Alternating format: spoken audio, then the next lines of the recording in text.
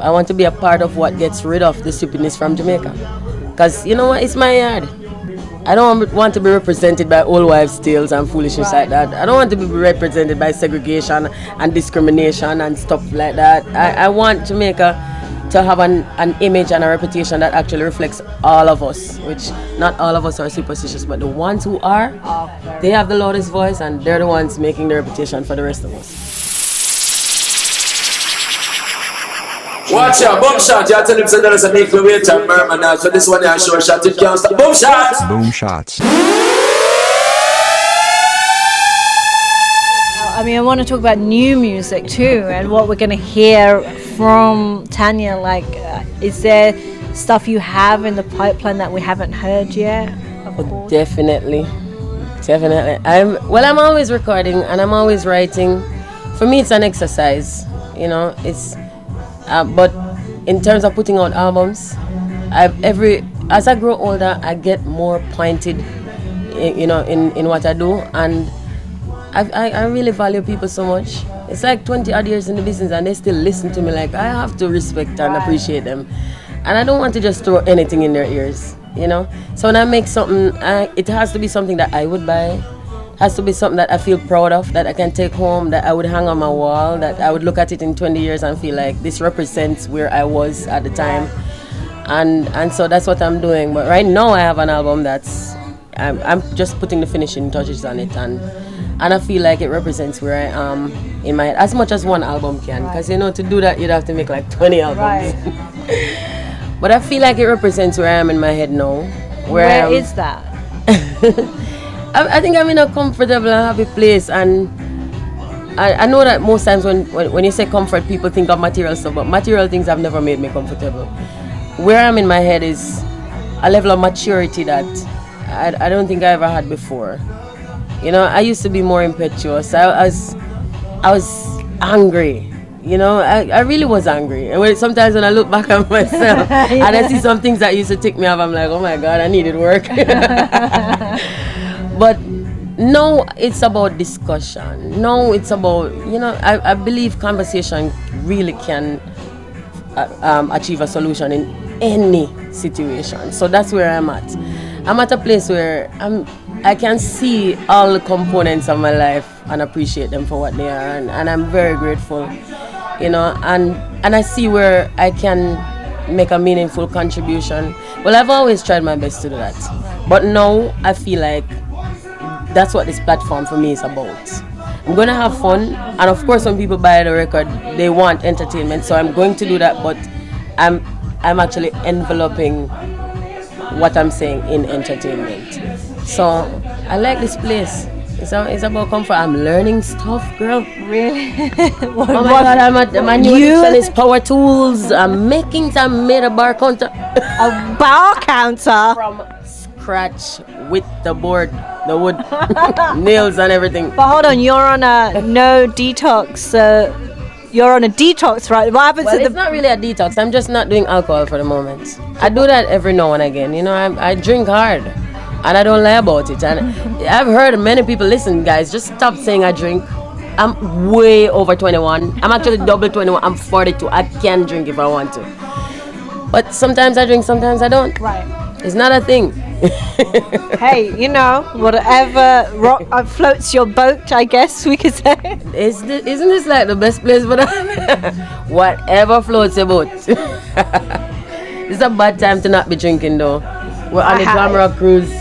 On the Jamaica cruise. So that is one. Wasted every night. But I'm sure the music in itself, I mean, it's your first year on the Jamrock cruise, right? Yes, it is. So what's your, you know, what's your experience of it so far? I know it's only the second night. Well, this is my first cruise ever. Wow. Not just first Jamrock or first reggae, but first cruise. I've been deathly afraid of the water. And like I told you, I'm in a new place. I'm losing a lot of my phobias, and this is one of them. So you don't swim, I assume? Nah, I don't. Listen, I touch the water. I only shower because I have to. Because I have respect for other people's noses. My water has to be in a glass with some ice cubes. That's my water. I like to see it, hear it. I'm Cancer. Okay. I'm a water sign. I don't touch water. Wow. I like to hear it. I love to see it. but not. I don't want to touch it. I have to say, I mean, no, I know a lot of Jamaicans who don't swim. It's not a part of our culture. And And we live on an island. It's the yes, weirdest thing. surrounded Like, Jamaica, by- what's up with that? Why didn't you teach us to swim? I mean, and I was having a conversation with someone. She was like, "Girl, the fishermen don't know how to swim. They go out in the boat and they catch fish every day. This is what they eat and their business. They go out." And then and she was That like, is bad. on top of that, they don't take a life jacket because it's a sign that You're weak. that something might happen. Omen. I can't get. Well, you can't get past that. Jamaica, we are a very superstitious bunch. But I mean, something might happen. I mean, yes. We're super. No, that's why they you might. take a life Maybe they think it will attract something. But we really are superstitious. Oh my God. I mean, when I heard that, I get superstition is rife in Jamaica. It is, and it's actually institutionalized in Jamaica. You know, so it's very hard to get rid of. Right now the path I'm on.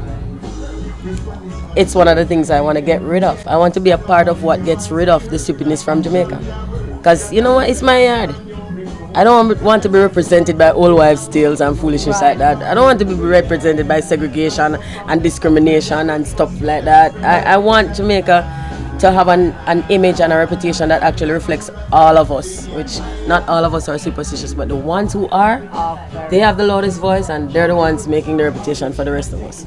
Do you think that's what makes Jamaica, the kids or the young in Jamaica, so rebellious? Quite possibly. Because we have a lot to rebel against. Yeah.